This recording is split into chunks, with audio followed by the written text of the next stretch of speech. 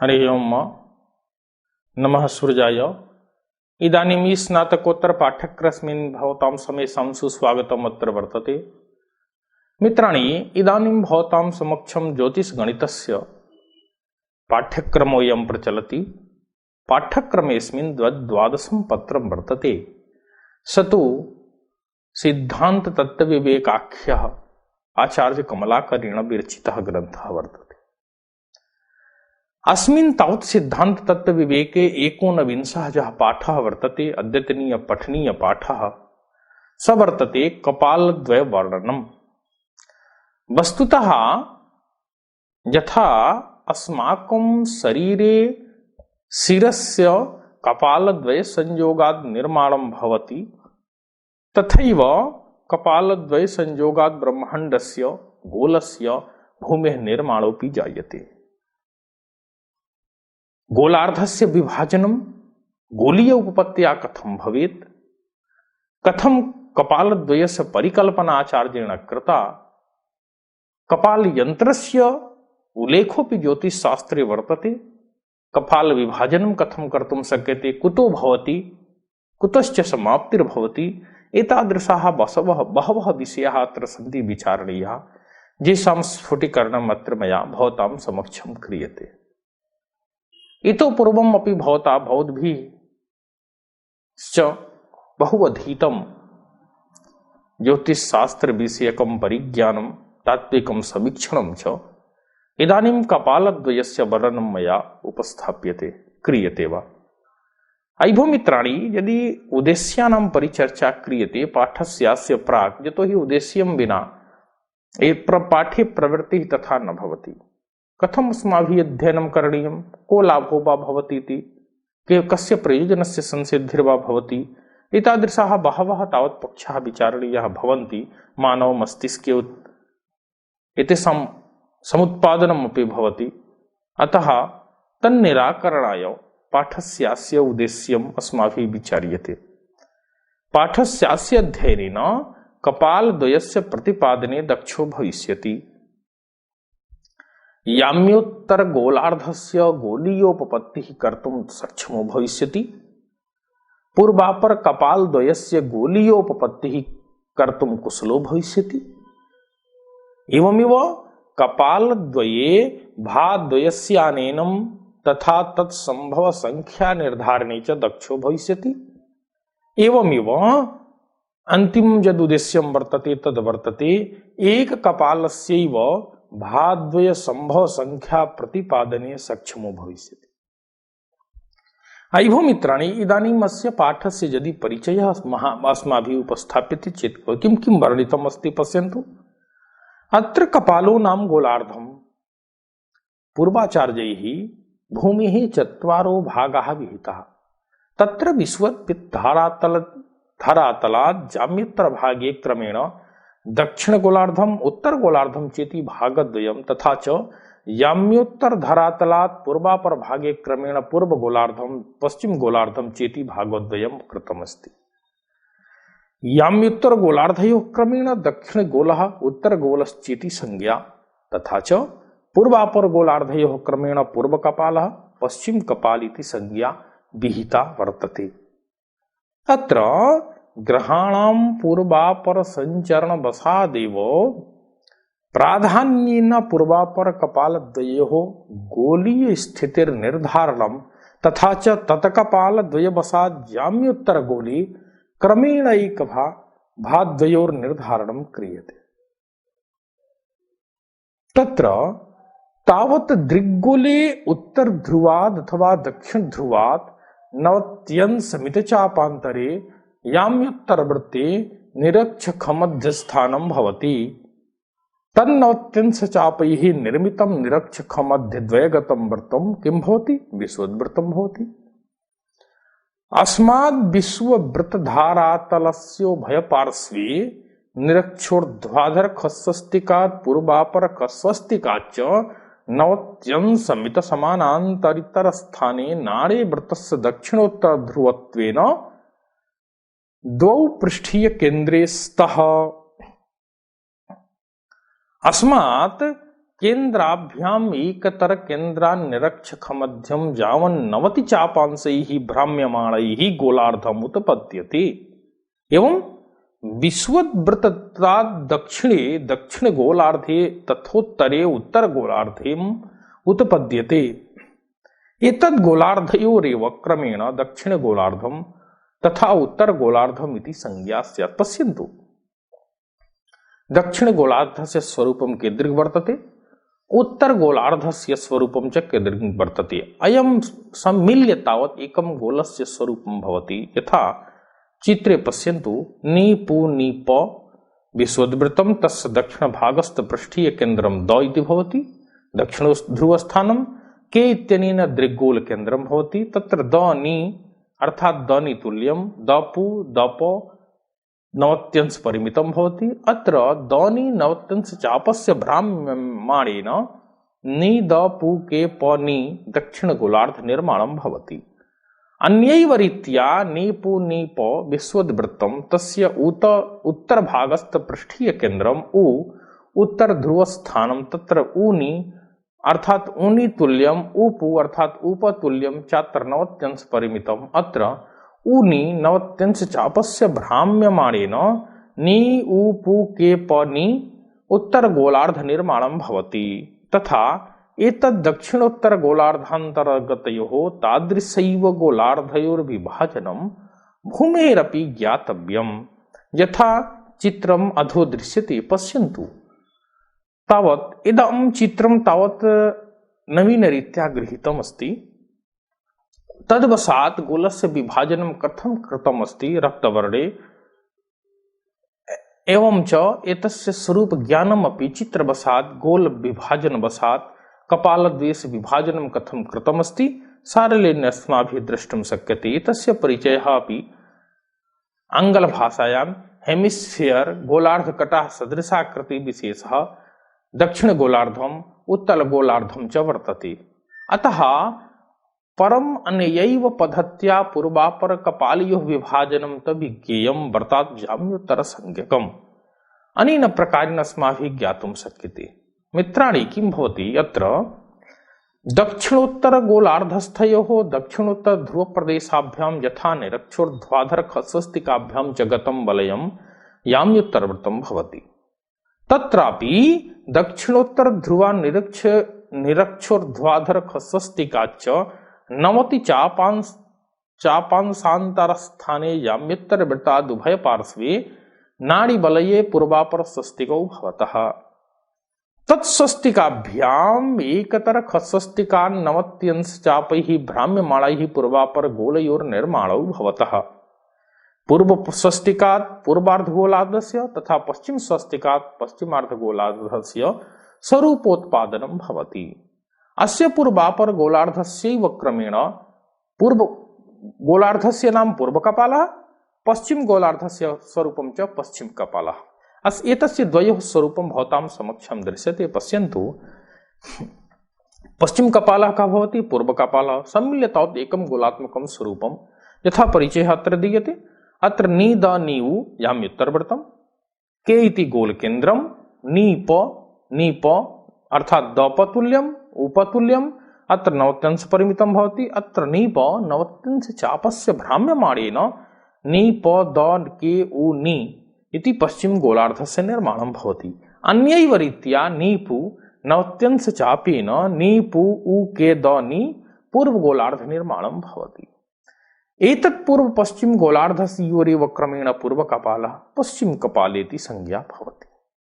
यथा एतस्य अधो चित्रे दृश्यते गोलार्ध विभाजनं भूमेरपि कर्तुं शक्यते। पश्यन्तु, केन प्रकारेण तत्र भूमेः कपालद्वय विभाजनं कृतं वर्तते, पूर्व कपालः पश्चिम कपालश्च।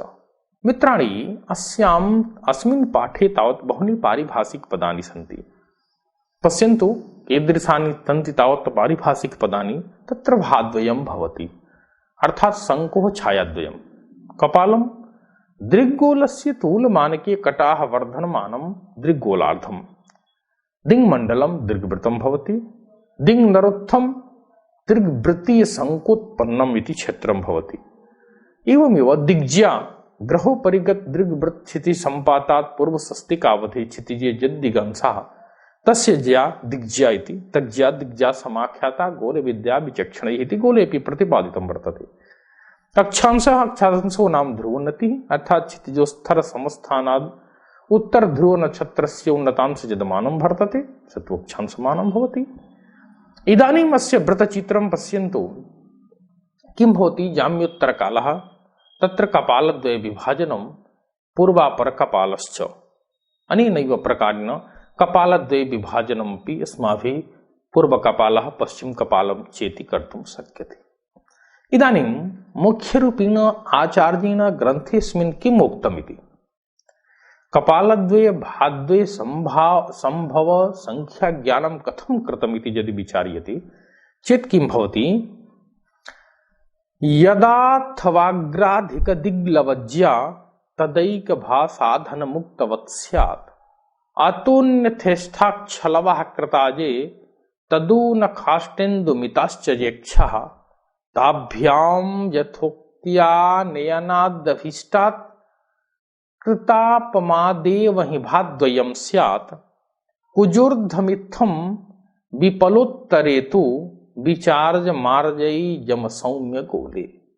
अनेन प्रकारेण आचार्येण किं निरूपितम्। यदि सरलार्थः विचार्यते चेत् आचार्येण उक्तमस्ति यत् यदा दिगंसज्या अग्राधिका लभ्यते तदा पूर्वोक्तानुसारेण एकभासाधनं स्यात् अतोऽन्यथानां परिन्यूनाइष्टा अपमः तदा ज्येष्ठाक्षांशः कृतः तदूनासीत्युत्तर शतांशमितैव ये अक्षांशाः स्युः ताभ्याम् इष्टापमातेव हि यथोक्त्या आनयनात् भाद्वयं स्यात् इत्थमेव आर्जैः अर्थात विद्वद्भिः विपलोत्तरे तु क्षितिजोर्ध दक्षिण गोले भाद्वयं विचार्यम्। अस्य उपपत्तिः पश्यन्तु। यदा अग्राधिक दिगंसे परतुल्यष्ट क्रांति स्यात् तदा दीर्घवृत्ता होरात्र वृत्तयोः संलग्नत्वात् तयोः पुनर्योगाभावात् तद्वृत्तद्वय योग रूपस्य एकद्धैव छाया साधनं भवेत्। यथा नीचे चित्रं दृश्यते पश्यन्तु। लबिन्दौ यदि ग्रहस्थानं तदा लौम क्रांतिः भवति पर तदा एकधा छाया भवति। यदि इष्टक्रांतिः परतो न्यूना तदा पूर्व प्रकारानीत इष्टापमः किं भवति सग्र अर्थात सग्र तुल्यम् इष्टाक्ष अर्थात सख तुल्यम्। तत्र किं भवति सग्र धन ऋणं सख अर्थात खग्र तुल्यं नतांसाः एवं ग्र एकं ग्रहवशेन नतांसा खग्र तुल्यं भवति। तत्र तस्य इष्टापमः सग्र तुल्यं भवति तस्य इष्टाक्षांशः ख स तुल्यं भवति परन्तु ख स अशीत्यधिक शतं भवति ततो ऋणी क्रियते ख स तदा एक शतेत् अधिकं ऋण इष्टाक्षः भवति। अत्र चित्रे स्पष्टतया सर्वमपि परिलक्ष्यते तद्वशात् अस्माभिः एतस्य ज्ञानं सारल्येन कर्तुं शक्यते। अनेन इदम् अवसीयते यदा क्षांशतो क्रान्त्यंशः न्यूनः तदा गणितागतः इष्टाक्षांशः तेन उनीकृतो अशीत्यधिक एक शतांशान् पुनरक्षांशान् कल्पयित्वा तदा अभीष्ट क्रांत्यंशादेव अन्य छाया साधनं स्फुटमेव कपालभेदात् तत्र द्विधा छाया संभवति। तत्र यदा खस्वस्तिका दक्षिण दिग्गता अहोरात्र वृत्तस्य कपालद्वयेपि दीर्घवृत्तेन सह योग संभवादेवं भवति। यदि अक्षांशतो क्रांत्यक्षांशः अधिकः तदा खस्वस्तिकाद् उत्तर दिग्गता होरात्र वृत्तेन सह दीर्घवृत्तस्य पूर्वकपाले एव तावत् संपातद्वयस्य संभवाद् एक कपाले एव छायाद्वयं भाव्यम्। एवं चात्र उत्तराग्रा दिग्जा अधिकेति लभ्यते। कपालद्वये विशेषं किमिति आचार्येण स्वयमेव उच्यते विचार्यन्तु। तत्र उच्यते आचार्येण सौम्ये स्वगोले यदि दिग्लवाज्याग्रकाल्पा सभागापमभागकेषु स्वक्षाल्पकेशोदितमार्जवर्जैः छायाद्वयं तत्र कपालभेदात् एवं हि तत्रैव यदाक्षभागान्नल्पाश्च ते स्वापमभागकाः स्युः तदा भवेदेक कपाल एव छायाद्वयं कालविभेद सिद्धम्। अत्र यदि उत्तर गोले स्वगोलीय दिगंसज्या अग्रज्या अल्पा तदा स्वक्षाल्पमकेषु स्वक्रांत्यंशकेषु तत्र तदा कपालांतरवसात् छायाद्वयं पूर्वाचार्यैः कथितम्। एवं ही तत्रैव यदा ते स्वक्रांत्यंशः अक्षांशा न्यूना स्युः तदा एक कपालैव छायाद्वयं भवेत्, परं तत्र कालांतरं सिद्धं भवति। उपपत्तिः पश्यन्तु। अत्रोत्तरगोले अग्रादिज्या तथा अक्षांश क्रांत्यंशश्च तदा क्षितिजोर्ध्वम् अहोरात्रवृत्तेन सह दीर्घवृत्तस्य म स ल तथा म स म ल कपालद्वये ग्र ग्र बिन्दुद्वये सम्पातत्वात् तत्र कपालद्वये छायाद्वयं सिद्ध्यति। एवं च दिग्ज्या अधिकोत्तराग्रकायाम् एव अक्षांश क्रांत्यंशः तथा खस्वस्तिकात् पूर्वभागे ध्रु ल म दीर्घवृत्त ग्र अग्र अहोरात्र वृत्तस्य योगत्वात् एक कपाले एव छायाद्वयं सिद्ध्यति। यथाधो दर्शित चित्रेण स्फुटम अवसीयते। पश्यन्तु तावत् नीचे ही चित्रे कीदृशं स्वरूपं वर्तते। तद्वसादेव एतस्य स्फुटीकरणं सम्यक्तया ज्ञानं वा कपालद्वयस्य संयोजनं वियोजनं वा अत्र कर्तुं शक्यते। अग्रे यदि कपालद्वय भादिगंश विवरणम् उपस्थाप्यते तर्हि किं भवति? आचार्येण स्वयमेव उच्यते इत्थं कपालद्वयभाव प्रसंगे ज्यास्यात् शुद्धाक्षवसात् प्रभात्र साजाम्य दिग्लवखेचरस्य जातद् विशुद्धाक्षवसाच्च सा स्यात् भासौम्य दिग्लवखेचरस्य कृतैक दिङ्मण्डल दिङ्नरोत्था दिवरात्र दिङ्मण्डल जब वियोगाद इत्थं स्वगैले सुधिया विचार्यम्। एतस्य यदि सरलार्थ अस्माभिः क्रियते चेत् किं भवति? वस्तुतः उत्तराग्राल्प दिगंश संस्थायां कपालद्वये छायोपत्योत्तवसरे अशुद्धाक्षवसात् परन्तु यथा गतिष्ठक्षवसात् या छाया सा तो दक्षिण दिगंश वसतो ग्रहस्य पश्चिम कपाले भवति। एवं जा शुद्धाक्षवसात् षड् भसोधितत्वात् यदा गतिष्ठक्षांशवसात् सा छाया सा तो उत्तर दिग्वसतो ग्रहस्य पूर्व कपाले स्यात्।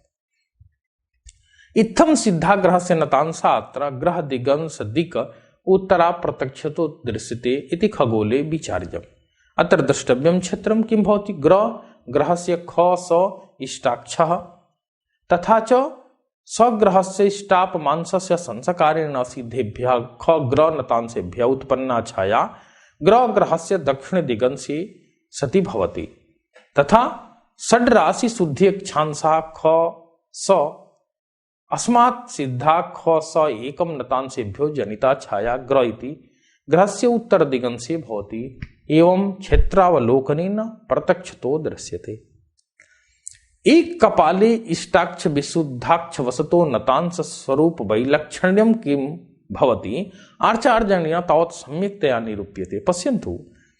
एवं यदा चैक कपाल एव छायाद्वयं साधितमस्ति तत्र यास्याद्दिनार्धान् निकटेथ तस्य भवेद् शुद्धाक्ष समुद्भवाभा दूरस्थितस्यात्र भवेद् विशुद्धाक्षभा प्रभा तद्गणितं पुरोक्तं पराल्पकस्वापमभागकेषु प्रोक्तं तिदं नैव तयोः समत्वे।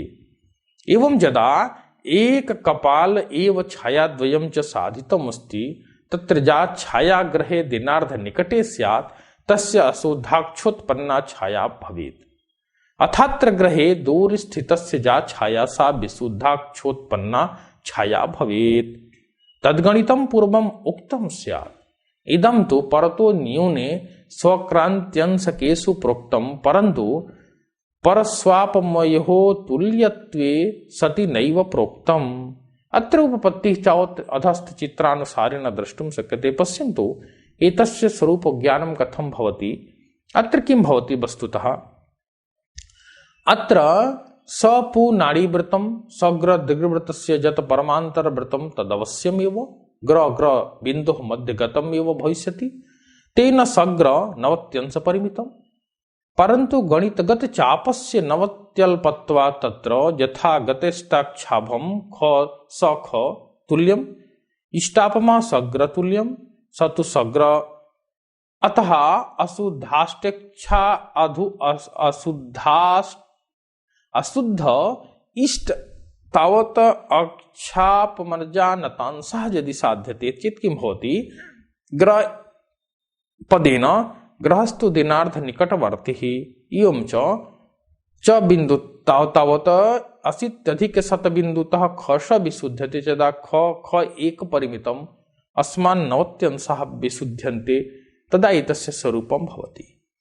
अतः तत्र तयोः परमेष्ट क्रांत्यंशयोः समत्वे एकध्यैव छाया भवेत्। अधुनोक्तो छायाद्वय विषयः नैव विचारणः भवति। मित्राणि अत्र कपालस्य मन्ये तावत् बृहत् रूपेण परिचर्चा आचार्येण कृता। कथं तावत् दिगंशवशात् दिग्ज्यावशाच्च अन्तरं प्रतीयते न केवलं गोलार्ध विशेषेण उत्तर दक्षिण गोलवशादिव विभाजनं कर्तुं शक्यते अपितु पूर्वापर कपालयोः भेदं कथम् उत्पद्यते तस्य ज्ञानं कथम् अस्माभिः करणीयं किं किं च वैशिष्ट्यं तावत् ज्योतिषशास्त्रे भवति आकाशीय दृष्ट्या गोलीय दृष्ट्या वा भौगोलिक दृष्ट्या च तत्सर्वमपि आचार्येण अस्मिन् पाठे तावत् निर्धारितमस्ति सम्यक्तया च उपपादितमस्ति। इदानीं पाठस्य या सारांशिका वर्तते सारश्च वर्तते तस्य उपस्थापनं क्रियते। वस्तुतः दृग्गोलस्य पूर्वापर दक्षिणोत्तर संज्ञकः चत्वारो गोलार्धाः भवन्ति। तत्र पूर्वापर गोलार्धयोः क्रमेण पूर्वकपालः पश्चिमकपालश्चेति संज्ञा भवति। भूमेरपि दृग्गोल सदृश्यैव गोलार्धस्य कल्पना कृतो भवति। यदा दिगंसज्या अग्राधिका लभ्यते तदा एकभा साधनं क्रियते एवं च यदा दिगंसज्या अग्राल्पा भवेत् लभ्येत् तदा छायाद्वयस्य सम्भवं भवति। पर न्यूनाष्टपमः यदा ते इष्टांशा कृतः तदूनाशीत्यंशतांशमित तावत् अशीत्यधिक ये अक्षांशाः स्युः तासाम् इष्टपमादेव यथोक्त्या भाद्वयस्य तावत् आनयनं कर्तुं शक्यते। तदा इष्टक्रान्त्यंशादेव अन्यछाया साधनं स्फुटमेव कपालभेदात् द्विधा छाया सम्भवति। पर इष्टक्रान्त्यांशयोः समत्वे एकधैव छाया भवेत्। एवं यदा ते स्वक्रान्त्यंशाक्षांशा न्यूना स्युः तदा एककपालैव छायाद्वयं सम्भवते। अनेनैव प्रकारेण अस्य विषयस्य संसिद्धि मन्ये तावत् स्फुटिकं मया यत् किमपि कृतं तत् भवद्भिः अवश्यमेव अध्ययनीयं मनसि सन्धार्य विचारणीयम्। अतः अत्रैव मया विरम्यते। जयतु भारतं जयतु संस्कृतम्।